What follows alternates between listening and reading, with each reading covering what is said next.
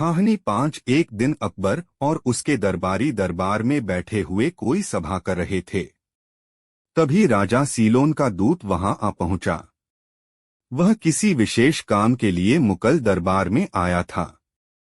सलाम बादशाह, मैं राजा सीलोन के देश से आया हूं। हमारी सल्तनत में आपका स्वागत है, अकबर ने कहा। हमने सुना है आपके दरबार में बहुत सारे बुद्धिमान दरबारी हैं और हमारे राजा ने समझदारी से भरे घड़े की गुजारिश की है। क्या आप इस इच्छा को पूरी करेंगे? कुछ दरबारी बोले, समझदारी से भरा हुआ घड़ा? अब ये कहां से भरकर लाएंगे? ये तो बहुत ही बेहुदा गुजारिश हैं। फुसफुसाते हुए किसी मंत्री ने सलाह दी कि बादशाह सीलोन के राजा हमें मात देना चाहते हैं और वो सफल भी हो जाएगा। कोई भी हमें नहीं बचा पाएंगे। यहाँ तक बीरबल भी ये तो बहुत मुश्किल गुजारिश की है, सीलोन के राजा ने। अकबर ने कहा, खैर तुम्हारा इसके बारे में क्या कहना है बीरबल? बीरबल बोले, हाँ, हम थोड़ी तो समझदारी तो भेज ही सकते हैं सीलोन के राजा के लिए। आखिरकार उन्होंने गुजारिश की है तो हमको उनकी गुजारिश पूरी करनी चाहिए। अकबर बोले, अगर तुम ऐसा कहते हो तो ठीक है, तुम जो भी करोगे ठीक ही करोगे। मुझे तुम पर पूरा यकीन है। शुक्रिया जहांपनाह। मुझे घड़े को भरने के लिए कुछ हफ्तों की जरूरत पड़ेगी। आप जितना चाहे वक्त ले सकते हैं, दूत ने कहा। अकबर ने कहा, बीरबल जरा ध्यान से, क्योंकि तुमने जिस चुनौती को स्वीकार की है उस पर हमारी भी इज्जत दांव पर लगी है। बीरबल ने कहा, जहांपनाह सब्र रखिए, सीलोन के राजा को समझदारी से भरा घड़ा जरूर मिलेगा। उसी शाम को बीरबल ने अपने सहायक को बुलाया। बीरबल के दिमाग में एक अजब गजब प्रकार की योजना चल रही थी। बीरबल ने अपने सहायक से कहा कि मुझे कुछ मिट्टी के घड़े चाहिए और ध्यान रहे उन घड़ों की गर्दन कुछ पतली रहे। इतना कहकर बीरबल बगीचे में चले गए और कुछ समय में सहायक भी मिट्टी के घड़े भी लेकर आ गया। बीरबल ने उसको उन घड़ों को लेकर कद्दू के क्यारी में आने को कहा। बीरबल ने एक घड़ा मांगा और घड़े के चारों ओर लकड़ियां को रस्सी से लपेटकर बांध दी। बीरबल ने उन घड़ों को उल्टा करके कद्दू के फूल पर रख दिया। इसी तरह सभी घड़ों को बांधकर उल्टा रख दिया। सभी घड़ों को रखने के बाद बीरबल ने सहायक से बोला, इन कद्दू के बेलों को खाद पानी देते रहना और इसको किसी को छूने मत देना और किसी को बताना भी मत। इतना कहकर बीरबल वहां से चल दिए। माली सहायक ने उन कद्दुओं और घड़ों का खूब ख्याल रखा। कुछ हफ्तों बाद अकबर ने बीरबल से पूछा, बीरबल, कुछ काम को आगे बढ़ाया कि नहीं? तुम्हारी तरफ से कोई समाचार भी नहीं आया। जहांपनाह, काम लगभग समाप्त हो ही गया, ऐसा बीरबल ने कहा।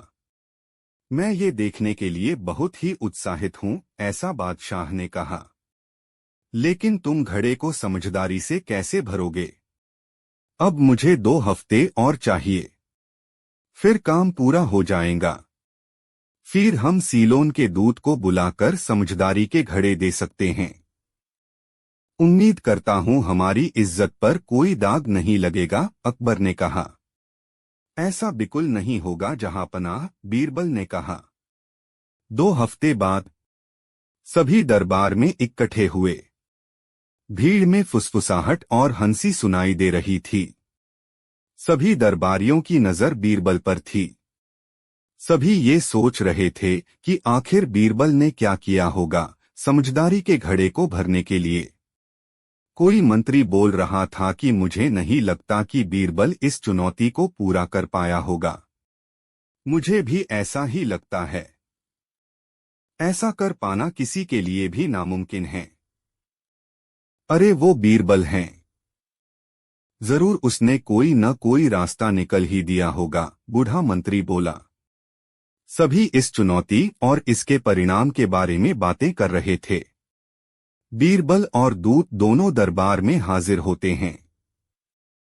समझदारी से भरे घड़े को दिखाने के लिए क्या तुम तैयार हो? बीरबल बादशाह अकबर ने कहा। जी हाँ जहांपनाह, अकबर ने कहा। बीरबल ने दो तली बजाई। सभी दरवाजे की तरफ देखते हैं। बीरबल का सहायक घड़े को थाली में रखकर हाजिर होता है। ये लीजिए जहांपनाह, आपके सामने समझदारी से भरा घड़ा हाजिर है। घड़े को ऊपर से कपड़े से ढका हुआ था ताकि कोई अंदर से देख न सके कि अंदर क्या भरा हुआ था। दरबारी चिल्लाने लगे, ऐसा कैसे हो सकता है? ऐसा हो ही नहीं सकता, ये नामुमकिन है। शांत हो जाओ, अकबर ने कहा। इस घड़े को तुम अपने राजा के पास ले जाओ, लेकिन याद रहे तुम्हें ये सारे घड़े खाली करके लौटाने होंगे, वो भी बिना कोई नुकसान पहुंचाए। और आप समझदारी के फल को बाहर निकालने चाहते हो तो उसे भी कोई खरोच नहीं आनी चाहिए। क्या मैं इसे देख सकता हूँ? दूत ने कहा। हाँ जरूर, अब ये आपका ही है, बीरबल ने कहा। दूत उस घड़े के अंदर देखता है और चौंक जाता है। उसने घड़े के अंदर एक कद्दू देखा। दूत कुछ बोले उसके पहले बीरबल बोले, ऐसे हमारे पास 5 घड़े हैं। अगर तुम्हारे राजा को और समझदारी चाहिए तो हम और दे देंगे। तुम्हारे सामने कोई खड़ा हो सकता है भला? तुम लाखों में एक हो बीरबल। दूत घड़ा लेकर चला जाता है। बीरबल, मैं बहुत ज्यादा उत्साहित हूँ। तुमने कहा तुम्हारे पास और 5 घड़े हैं, जरा हमें भी दिखाओ, अकबर ने कहा। बीरबल ने दूसरा घड़ा मंगाया। सहायक दूसरा घड़ा भी ले आया। अकबर देखकर जोर जोर से हंसने लगा। बिल्कुल यही है समझदारी का फल। सीलोन के राजा देखकर जरूर समझदार बन जाएंगे। इसके बाद सभी को दरबार में उस फल को दिखाया। सभी ने बीरबल की वाहवाही की। बीरबल, तुम मेरे सबसे अच्छे दरबारी हो, तुम्हारे आगे सभी चाय कम पानी हैं। समझदारी से भरा घड़ा से हमने क्या सीखा? विपरीत परिस्थिति में भी जो विवेक से काम लेता है, अंत में वही विजय होता है।